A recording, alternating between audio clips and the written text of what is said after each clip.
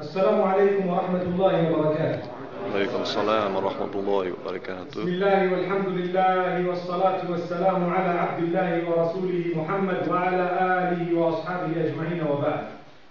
We begin in the praise of Allah subhanahu wa ta'ala, sending blessings and salutations upon the masterpiece Muhammad ibn Abdullah al-Hashimi al-Qurashi sallallahu alayhi wa sallam. May Allah's peace and blessings be upon him and his family members and all his companions and all those who have struggled and strived to protect and preserve the deen after learning it and putting it into practice and conveying it to others in such a way that it got to us today. May Allah bless them and bless every single one of us and make us similar to them. Amen. My beloved brothers and sisters in Islam, it is an honor to be seated here in front of you or standing here in front of you this afternoon. The brother had to send me one SMS, and within a week I was here by the will of Allah subhanahu wa ta'ala. To be honest, we need to learn about our religion whilst we are learning something secular. It is wrong for us to dedicate our lives as Muslims to something secular without realizing that the first and foremost point is that we are Muslims. So when you are a doctor, you are not a doctor who is a Muslim, but you are a Muslim who is a doctor. When you are a lawyer or a professor, you are not just a professor who is a Muslim, but you are a Muslim who is a professor. What I've chosen to do this afternoon, seeing that we are speaking to people mostly who are still on campus and mashallah going through the years of study, is to show you the two different extremes that we have in Islam, or should I say what is ideal and something now known as realistic, something on the ground. As I entered the campus, the first thing I noticed was women dressed scantily. To be factual, it's quite a cold day, cool day. On top of that, dressed as though we are in the heat of summer. May Allah protect us. That is campus. That's a reality on the ground. We cannot deny that that is what's happening. Another thing, we cannot deny that Muslim boys and girls get up to mischief. We cannot deny that. That's the reality on the ground. But what I want to tell you, we get speakers who come to talk to us telling us this is haram, that's haram, this is not allowed, you're not allowed to be doing this and doing that, and this is extremely bad and whatnot. We find that in Islamic rules, we all know. I know how to dress according to Islam. I know what is required of me. It is sometimes that we get confused when we listen to people who really follow a cult, or sometimes people who really do not think according to the norms of the Sharia, that they contaminate our minds and begin to make us think that something halal is haram and something haram is halal. I'll give you a simple example of music. My beloved brothers and sisters, to know that music is bad, you don't need to be a Muslim. You just need to go and study the lives of every single pop star that has more than 1 million followers on the globe. You just need to study their lives. Look at the mess. Look at their lives. Look at their dress code. Look at the way they move and ask yourself, is that clean? Is it pure? Just ask yourself that. Look at the mess in their lives, how they have changed husbands or wives more than they change underwear. Allahu Akbar. It's a fact. And then we want to debate, no, it's good, Beyonce, mashallah. Oh, have you seen her lately? Wow, the new hairstyle. For what?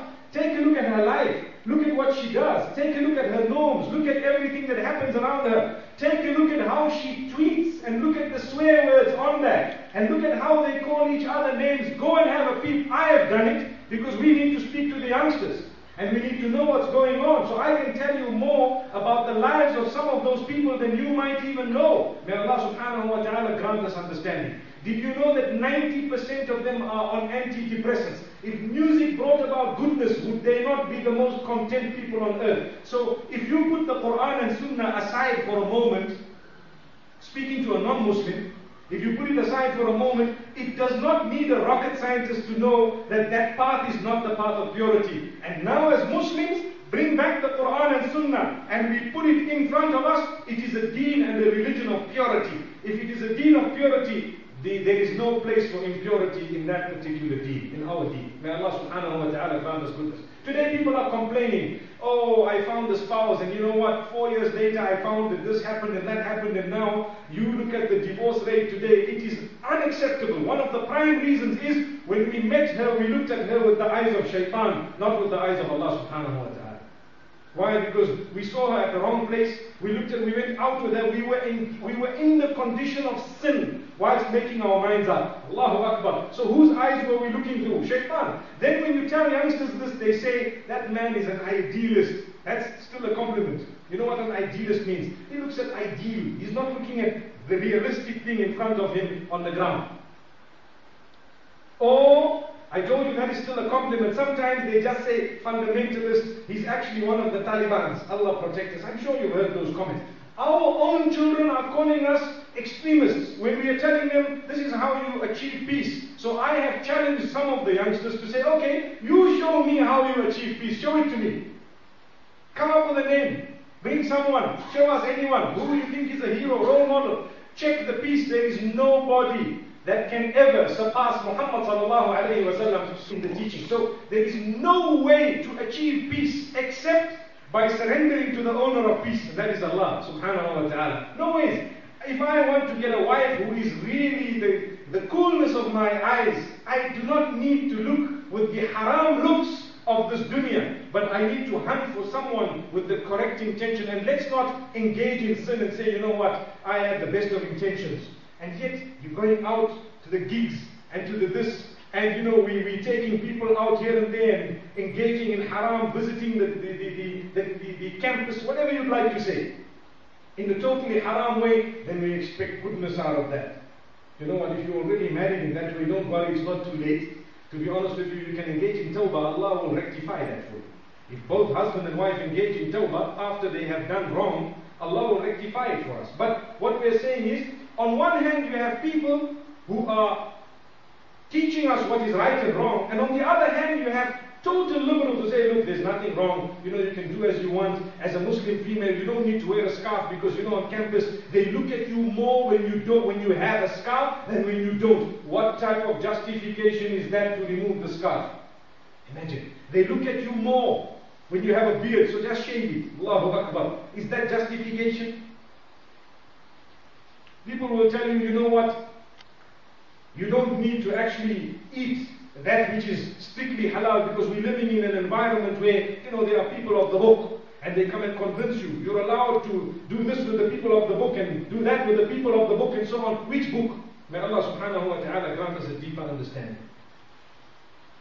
So, on one hand, we have people who have relaxed all the rules and regulations. The other hand, we have people, mashallah, who have told us what's right. Sometimes you get people who go well beyond the right wing, prohibiting things that may not be prohibited. For example, let me give you an example.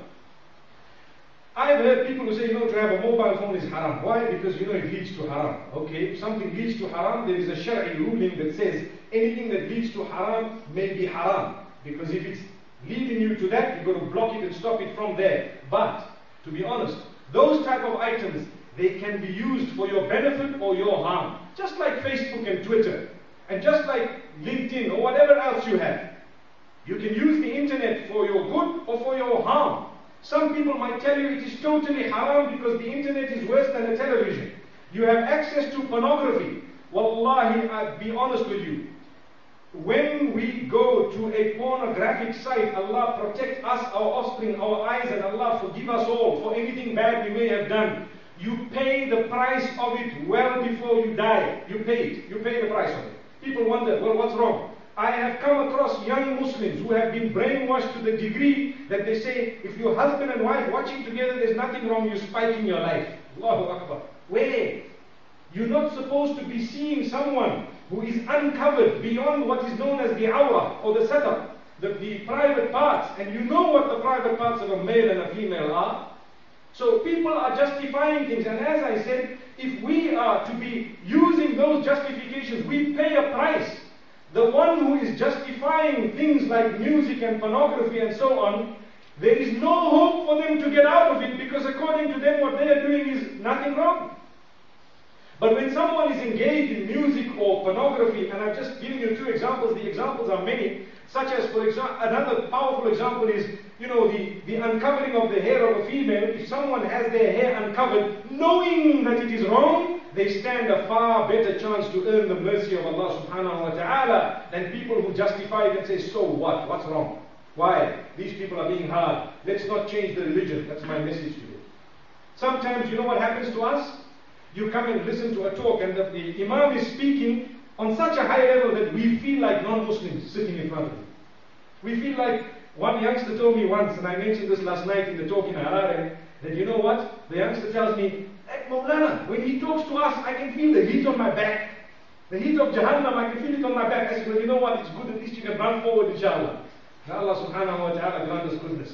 Sometimes we feel so much heat that we go out despondent.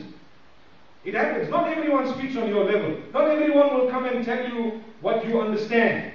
Some people might come and tell you something beyond your comprehension. Hey, look, I don't want to talk about this. It's prohibited. Whoever does it is going to Jahannam. Over. And he might walk out.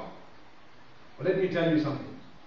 You see, we can't afford to say, right, I'm not going to be a proper Muslim because I can't become a Muslim because Islam is very hard and it's far away. And you know, I'll just go for Jumu'ah and that's it. And even Jumu'ah, by the way, we'll see. If I can go, if it's a good speaker. If not, it's fine. You know, as it is, I've been told by some scholar somewhere else that, you know, if you're on campus, then you can just make Dhuhr and Asr together. I don't know, have you heard these fatwas flying around? Wallahi, they are there, everywhere.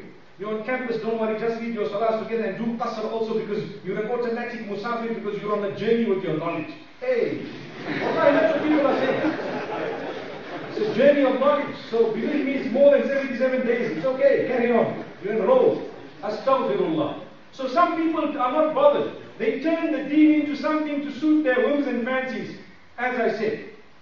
Because they feel it's too far for them and they won't ever be able to catch that bandwagon. Let me tell you, when you can't afford a BMW, not every one of us can afford a BM, does that mean you won't buy a car? Allahu Akbar. You buy a little Datsun, mashallah. You buy a small Corolla, you start with that, mashallah. And then to get somewhere, from a Corolla you might move up to a Camry, like some of us, mashallah. And from a Camry you might be upgraded to something else. You might have an Audi. And then after one day you get to a BM. But if you think I can't get to a BM so I'm going to walk, you'll walk for the rest of your life. So if you think the deen is too far for you, so you don't want to get into it, you're never going to get into it. But if you realize, hey, look, what I've heard is right. Music is haram, to uncover the hair is haram, to dress inappropriately is haram. For example, alcohol is haram, to be in seclusion with a strange female or person of the opposite sex is haram. This is haram, that's haram, I acknowledge it. But you know what? That's like the BMW. I haven't yet got there, but let me jump into my Corolla. I start one by one. That's a better way. By right as a Muslim, we're supposed to jump in straight. Jackpot. My father had it, I can have it. His keys came to me. When he bought the Jaguar, I got the BM. Alhamdulillah. That can happen.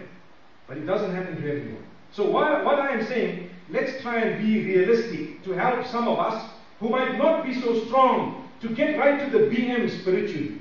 Spiritual BMW. Not to say I like the vehicle. Believe me, I don't. I don't even know why I use the example. But if we take a look at the reality on the ground, if you are not going to start implementing the deen in your life, what happiness do you want? Where do you want success from? You might be 40, 50 years old, no problem. You might be 20 and 30. Start now, obeying Allah's instructions one by one. Ideally, you're supposed to take it completely. Ya ayyuhalladhina amanu dukhulu fis silmi kaffan. O you who believe, enter into submission in totality. That's the command. And if you can't enter into totality at once, what do? Must you stay outside Islam and just say hello to the Muslims? No, that's not the way. You enter one by one. Your aim must be, Ya Allah, make me very soon, very, very soon from amongst those who can enter in totality. Then you achieve success.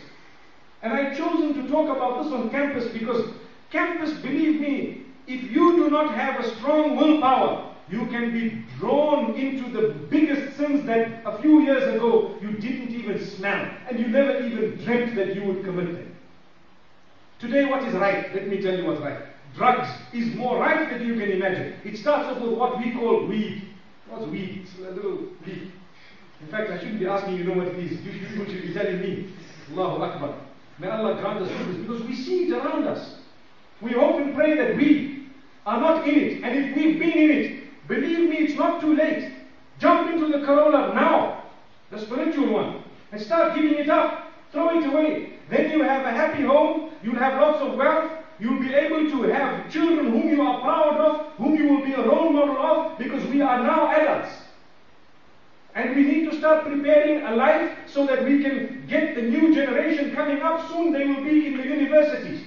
And at that time, you know what will be the in thing? What's happening in the States right now? Sex change. Every other person has had a sex change. So you don't even know what's going on. They've had a sex change and it's the in thing. Just like I seen someone who shaved their eyebrows totally and tattooed, a sister. And I happened to ask some people that, hey, why are they doing this? They say, no, that's the fashion. That's the fashion. Okay, so we follow all the fashion. So now they're tattooing the ankle. The ankle is tattooed with a little dolphin. I don't know if you've seen it. So, and then what we do, we follow that because it's the fashion. And then what happens? You might have seen the upside down Mercedes sign from the back here. May Allah protect us. Show you. Why? That's the fashion. Then what happens? That also drops. And everything else goes. And the young brothers, may Allah protect us. I call them half bummers. You might have heard it in some of my talks. Where does it come from? It's the fashion. We drop ourselves to lower than the lowest. We have now hit a new low, which means lower than the lowest available. We've gone right now. Why? We just follow it. A Muslim follows Allah and His Messenger. You will achieve true peace, true harmony. You will have respect on the globe. When you walk, people say this man is respectable. Your accountancy firm, everybody knows here, you will have a proper service. Everything is to the T. Imagine a man, he's got a top accounting degree or a beautiful medicine degree right at the top. He passed with flying colors and so on, and yet he's a drunkard. He visits the casino every other day. What type of a doctor is he going to be? We've had cases where we've entered the casualties with people, emergency, and you find the man on call comes and he's talking to you like, sorry, what happened here? And he's literally bubbling of saliva. You look at him and say, it's okay, take your sick person and go away. Better they die safe than to live unsafe. Allahu Akbar. I don't know if you know what I mean. Because we want it. So dignity and respect is what Islam offers you. Do you want it?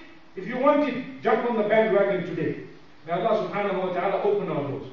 Don't ever think Islam is too far, too hard. Start somewhere. You're going to get there. You might die not having got to the ideal. But Allah knows you were improving one thing at a time. And it came one at a time. So Allah said, my worshipper, I know what you were doing. You were coming closer and closer towards me. There was never a time when you actually went away from me. So I grant you paradise. Allah can do that. Because the environment around us is hostile. When I say hostile, I mean hostile towards the purity of Islam. We don't want to comment about those who are not Muslims. They are free. They can do what they want. If we happen to talk to them and they talk to us, they want to know about Islam, or we want to explain to them once in a while what we believe, it's okay. We cannot shove our rules down the throats of those who have not accepted the faith of Islam. But here we are talking to Muslims. We have chosen Islam out of our own free will. And this is what we say. We are all human beings, as citizens of this country, for example, free to believe what we want. But the minute we chose Islam, we have, through our freedom, chosen to put rules and regulations on our shoulders. That's what has happened. Out of our freedom we've chosen. So no one can say, no, I'm a Muslim. Don't tell me, I'll do whatever I want. Those two statements are like saying, I'm a Muslim, but I'm also a kafir. Because once you say I'm a Muslim, you cannot say I'll do whatever I want. Islam says, once you're a Muslim, you have chosen not to do whatever you want, but to do what your Maker wants. That's Islam. What's the meaning of Islam? Submission. If we don't submit, how can we call ourselves Muslims? So now comes a sector of people, the bulk of people. They fall under a bracket where they are submitters, but there are certain things they falter in. All of us. We make mistakes. We commit sin now and again. May Allah safeguard us. We don't want to commit major sin, sometimes minor things. Sometimes without even knowing we commit a sin or two. What happens to us? What happens to us is, for as long as we are improving on a daily basis, and for as long as we are doing more. Today we came for Jum'ah. MashaAllah, the brothers and sisters have arrived very early. This should be the case every Friday. Then come the other salawat. We have read one salah a week. I know there are some who only read Jum'ah. And some only read Eid. And some don't even read the Eid. I don't want to enter the debate as to whether they are Muslim or not. They are saying the Shahada, we take them as our brethren, and we need to work together with them so that we can improve ourselves and themselves. Let's not get into that debate. But what we want to say is, if we are from amongst those who only read one prayer a week, wallahi, you can do better than that. We want happiness, we want success, we want sustenance, we want the most happy of homes and so on. We want good health, the owner of health, the owner of happiness, the owner of success, the owner of all the beautiful spouses there are out there is Allah. How can we attain or achieve any of those in terms of success when we are transgressing against the owner of all of those? We can't do that. So I leave you with a challenge. What is the challenge? The challenge is, whatever stage we are on today, do we all make a firm intention to improve on our level? Do we? No, inshallah. Try again. Do we? Inshallah. Alhamdulillah. Alhamdulillah. We must, and I'm not just saying this, and we should not be saying this just because we want our voice heard. If I were to say, put your hands up, I wouldn't do that actually. But if I were to say, put your hands up, everybody would, because they know if I didn't put my hands up, everybody would say, this guy's not prepared to, do something about his deed. Wallahi, we are so lucky. We are so lucky. You see, if you'd like happiness, there's a path. Tread on it.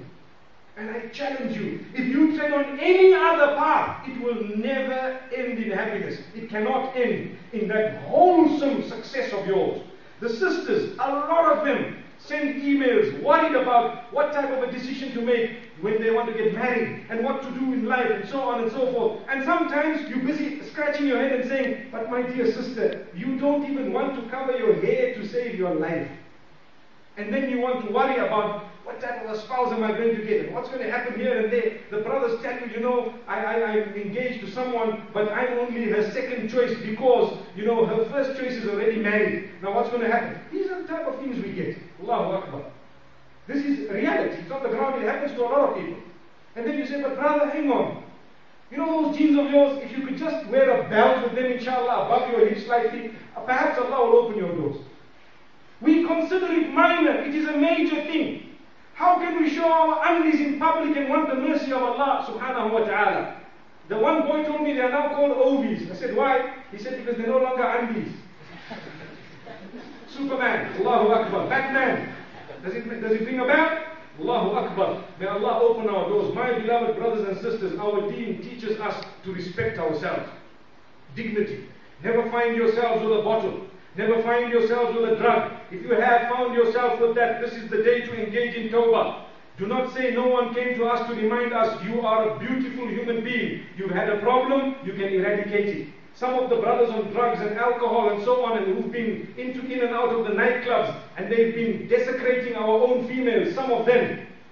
If you remove that bad habit from them, they could be champions of this deed. Believe me, some of them have so good akhlaq. Some of them have so good morals. Every one of us has a lot to offer. Everyone, without exception. Everyone seated here has a lot to offer, without exception. The problem is, when we disrespect ourselves, we then lose everything. And we feel like a failure. And we feel like we belong not to the general Muslimin, but we belong to a different line of Muslims, like people who are on a highway. When you have a guy who's got a car that is 1960 model, that's barely operating, with one light looking like a Dajjal in the front of his vehicle, what happens to him? He has to drive on the lane which is the slowest lane, because according to him, hey, I don't want to see these Porsches darting past like this, and I don't want guys bashing me from the back. I'm on another lane altogether. Why should that happen to us? How many of us would be embarrassed to show a vehicle like that of ours in public? We would prefer to jump into a taxi, a combi, and come here with these public transport to say, hey, you know what, this guy can't afford it. But we wouldn't like to show a vehicle that looks like a wheelbarrow turned the other way around. We wouldn't like it. But spiritually, we are showing the same wheelbarrows. Spiritually, we are showing a one-eyed Dajjal walking around everywhere. Spiritually, we are sometimes astray and leading others astray because we couldn't give a damn. We are quick to pass judgment against ulama of the deen. Oh, that man is astray. This man here, don't listen to him. He belongs to that sect. This man is that cult. But where are we? We are not even doing anything about our own salah. My 5 salah is not in order, and I want to pass a big fatwa about this brother and that sister. Allahu Akbar. Where is this? May Allah subhanahu wa ta'ala open our doors. And may Allah grant us success in the dunya and the akhirah. Beloved brothers and sisters, I have spoken a lot.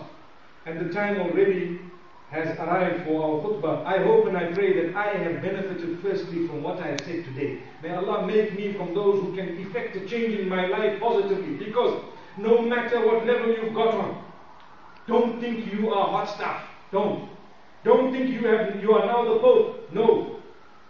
Because what happens when you think that, the E drops off the end and you become a pop. Allah protect us. And don't ever think that there is no room for improvement, and never feel that you are a write-off corner. You know, I'm on drugs, I enter the club. Wallahi, work on yourself. Work on yourself. Come for salah. Come sober yourself. Cut it out. Take it. You can. Willpower. Be there. See, respect yourself. Cut it out. Even cigarettes for that matter. Take it out. Drop it. One thing leads to another. It's a waste of money. I was calculating the other day, if a person smokes for 20 years, in most cases, depending on how much they're smoking, if they're the A-grade smokers, they can afford a house after that. And the guy's still living in rented accommodation. Sometimes one thing led to another, and he's gone well beyond the devil's limit as well. Where the devil shies away from some people. Hey, you know what? I taught him up today. Now what he did, I'm learning. Allah subhanahu wa ta'ala protect us and grant us goodness. Wallahi, it's only been an honor, as I said, to come and talk to you. If even one person has been moved by 1 millimeter, inshallah, we've succeeded. May Allah subhanahu wa ta'ala love us all. And may Allah subhanahu wa ta'ala open every door of all of us of goodness. And may Allah subhanahu wa ta'ala forgive us wholesale. And may Allah grant us a new chapter, a beginning. My beloved sisters, to improve your dress code is just a flash and a click of willpower, wallahi. My beloved brothers, to eradicate your bad habit, no matter what it is a flash of willpower. Ask Allah and be strong, and you shall get it by the will of Allah. Till we meet again. Sallallahu wa sallam wa baraka ala nabiyyina.